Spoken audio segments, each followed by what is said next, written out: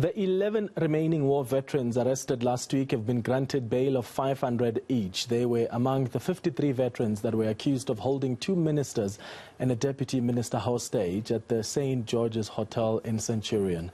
The accused appeared at the Kgosi Mampuru Correctional Center in Pretoria.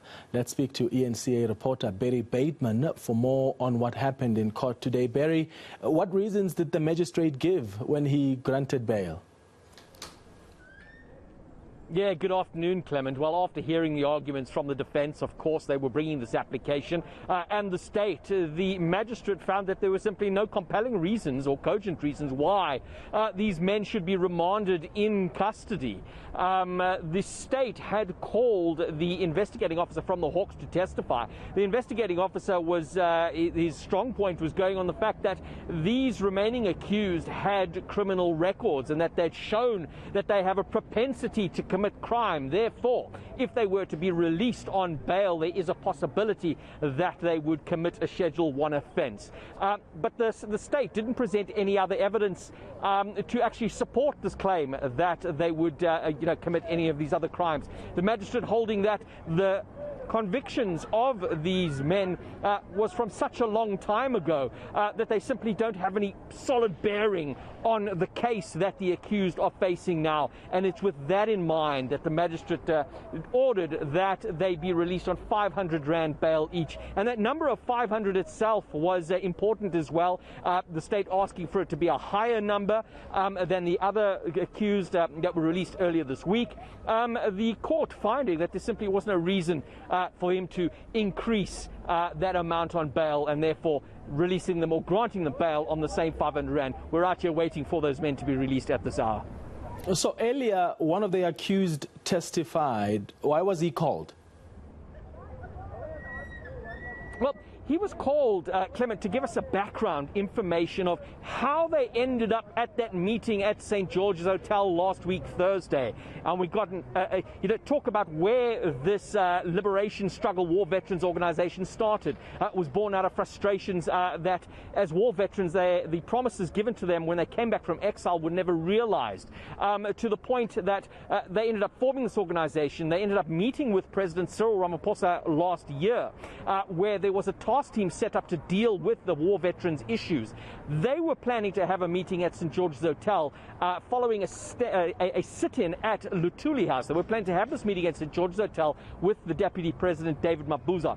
On that evening, Deputy President Mabuza did not arrive, and this is where they started having negotiations around when the next meeting would be. They say that it was at this point that the Special Task Force barged in. So the question to this particular witness was, did you commit any crime? Was there any plan to take anybody kidnapping? Take a listen. On that day, did you intend to kidnap anyone? No, we were going to a meeting. Did you or anyone that you saw in your group participate in the use of any violence?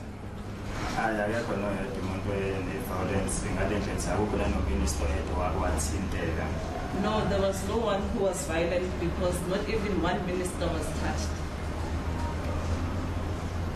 Did you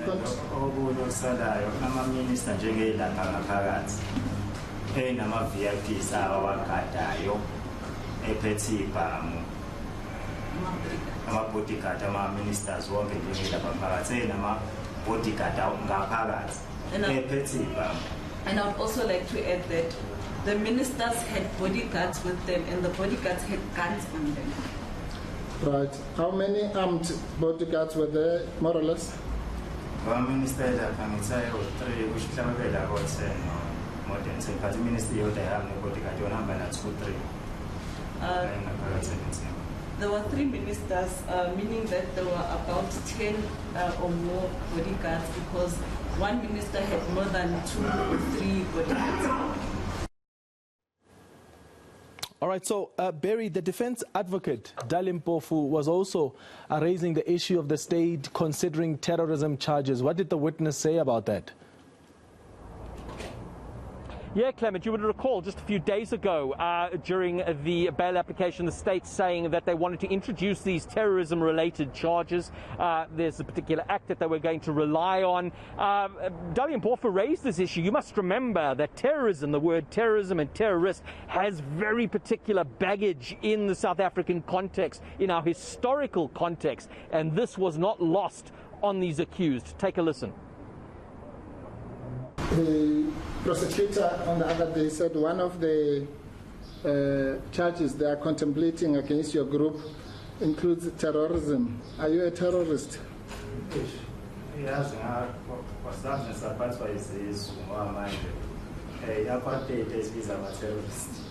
so even a good man way to put a sugar terrorists was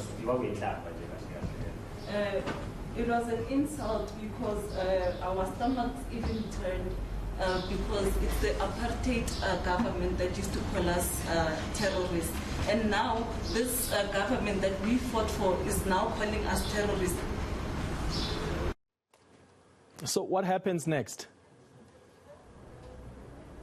Clement, we're back in February, no longer at the Kgosi Mampuru prison. However, we will be back to the Pretoria Magistrates Court not far from here.